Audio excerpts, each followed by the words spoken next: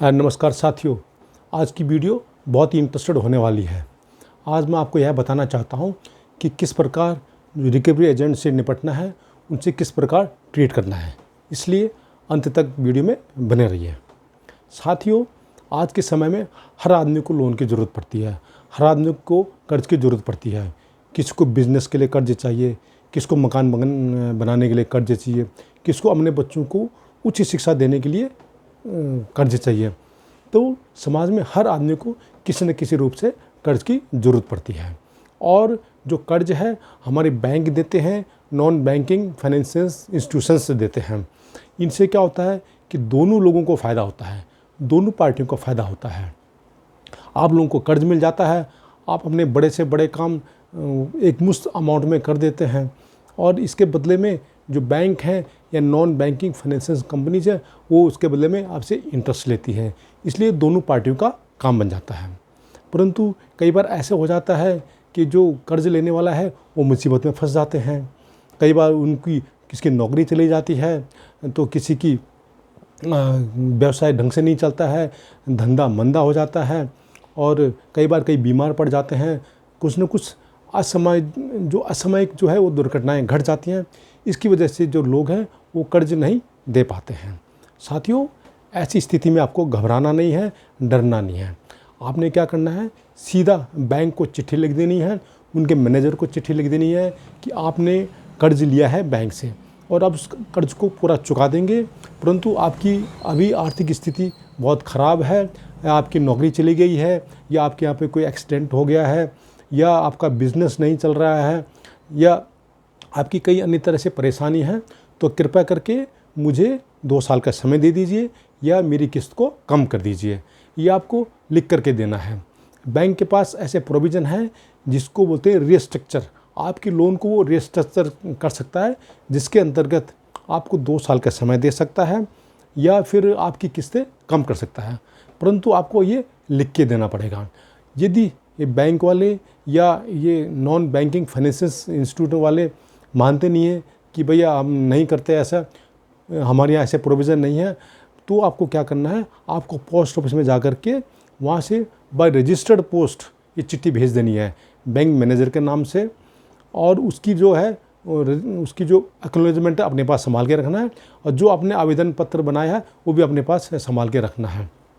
और फिर आपको मतलब किसी न किसी लिखित रूप में आपको देना बहुत ज़रूरी है।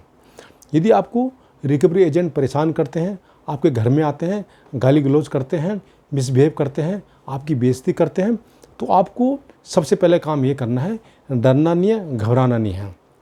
सबसे पहले उनको पूछिए, भाई अपना आईडी कार्ड दिखाओ, अपना पहचान पत्र दिखाओ, आप कौन हैं, कहाँ रहते हैं और कहाँ से आए हैं। दूसरा, आपको मांगना है DRA certificate, depth recovery agent का सर्टिफिकेट। ये सर्टिफिकेट उन्हीं रिकवरी एजेंट को दिया जाता है जिनको बैंक द्वारा प्रॉपर ट्रेनिंग दी जाती है, प्रॉपर गाइडेंस की जाती है कि कैसे अपने ग्राहकों से बात करना है, कैसे उनको ट्रीट करना है, कैसे उनसे व्यवहार करना है। उनको ये बताया जाता है साफ साफ कि भैया आपको मिसबिहेव नहीं करना है, गाली गलौज नहीं करना है, डराना नहीं है, धमकाना नहीं है। सुबह 9 बजे से पहले आपको वहाँ ग्राहक के पास नहीं जाना है, शाम को 5 बजे के बाद आपको ग्राहक के पास नहीं जाना है। और ये रजिस्टर्ड जो रिकवरी एजेंट है उन्हीं को ये सर्टिफिकेट दिया जाता है, उनको प्रॉपर ट्रेनिंग दी जाती है ताकि ग्राहकों को परेशान ना किया जा सके। तो आपको वो DRA सर्टिफिकेट उनसे लेना है। तीसरा लेना है आपने कि आपके घर में आने का विजिटिंग पास या आपके घर में आने की परमिशन।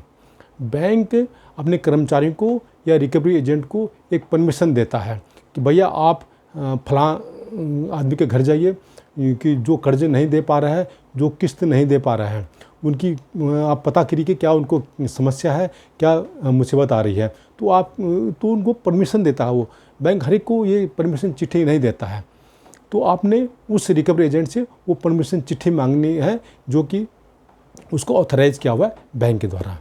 यदि ये तीनों चीज़ें रिकवरी एजेंट के पास नहीं है तो आप हाथ जोड़ करके उन्हें बोलना है, साहब अब आपसे हम बात नहीं करेंगे, आपसे हम ट्रीट नहीं करेंगे, क्योंकि आपके पास ये तीनों चीज़ें नहीं हैं। पहले आप ये तीनों चीज़ें लेके आइए, फिर हम आपसे बात करेंगे।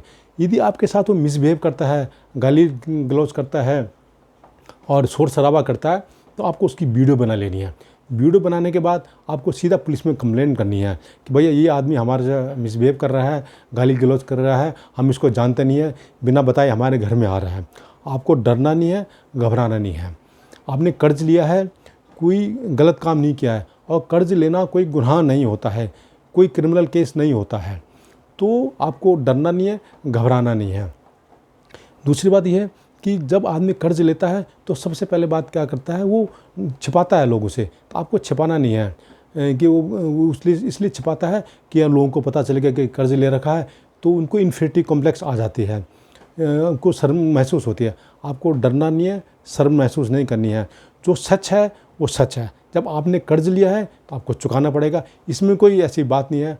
आजकल हर कोई आदमी कर्ज लेता है, मकान बनाने के लिए, दुकान बनाने के लिए और बिज़नेस को बढ़ाने के लिए।